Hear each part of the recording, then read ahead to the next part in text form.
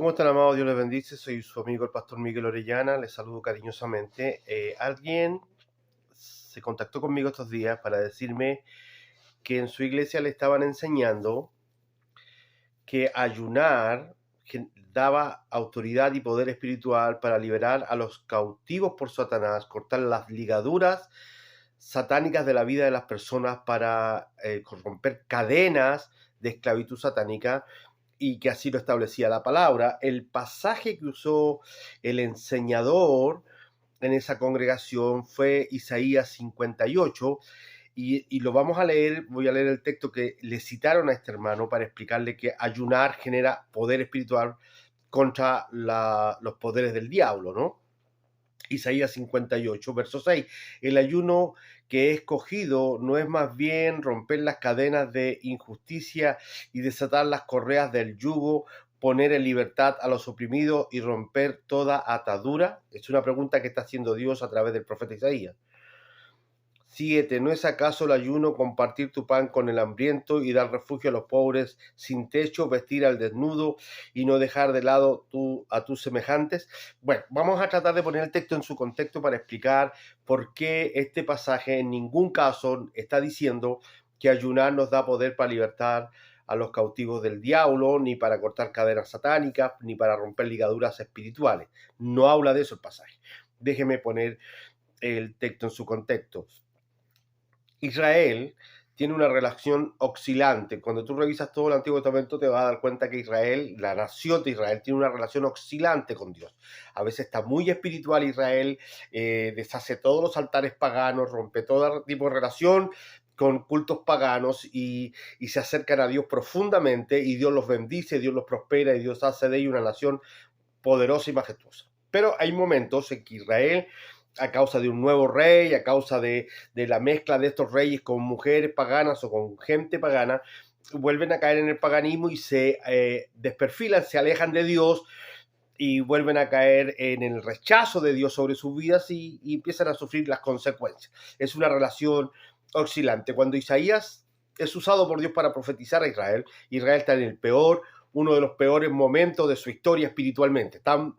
No solamente los sacerdotes, no solamente los ministros de Dios están lejos del propósito de Dios, sino que a causa del pecado y de la negligencia de los ministros del Señor, los líderes, los poderosos, los ricos, inclusive los pobres, están actuando de manera injusta del punto de vista social, del punto de vista moral.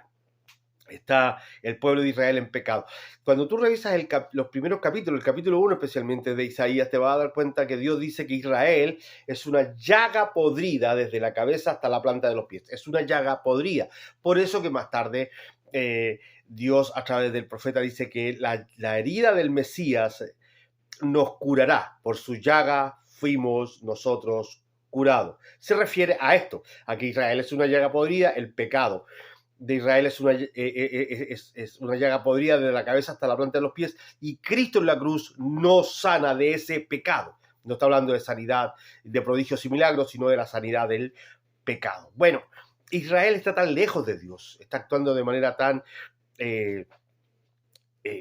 mundana, por decirlo de alguna forma, tan parecido a los pueblos paganos, que se cometen injusticias sociales tremendas. Los hombres que tienen dinero, que tienen negocios, qué sé yo, tienen esclavos y los tratan mal, abusan de sus esclavos, y los que tienen empleados y les pagan un salario miserable, los hacen pasar hambre, no terminan de pagarle bien su salario, y semanas que les quedan debiendo.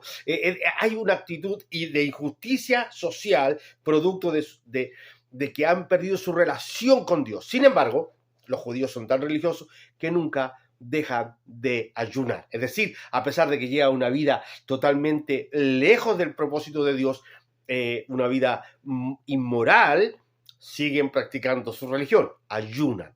Los judíos tenían por norma ayunar, que era parte de su religión, el judaísmo. Y entonces Dios hace un reclamo a través del profeta. Dios no los está alentando a dejar de comer, Dios no les está alentando a ayunar para que sean más espirituales y más santos. No. Dios les está haciendo un reclamo. Isaías 58:1. Gritad con toda tu fuerza, dice Dios. No te reprimas, Dios le está diciendo al profeta. Alza tu voz como trompeta, denúnciales a mi pueblo sus rebeldías. Dios le está pidiendo al profeta que alce la voz y le diga a Israel que está en rebeldía. Sus pecados a los descendientes de Jacob. Es un mensaje de Dios a Israel a través de Isaías, pero un mensaje de reproche. Un mensaje de reproche. Dios no está contento con el pueblo.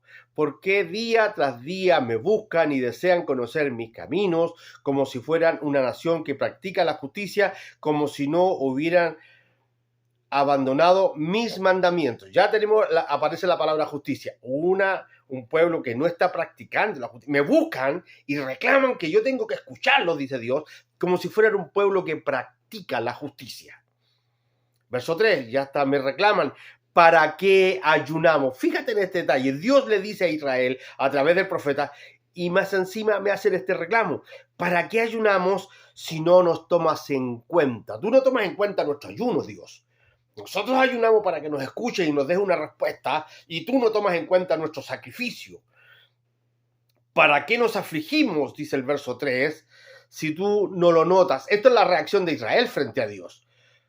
Ahora Dios responde, pero el día en que ustedes ayunan, hacen negocios y explotan a sus obreros. De eso estamos hablando.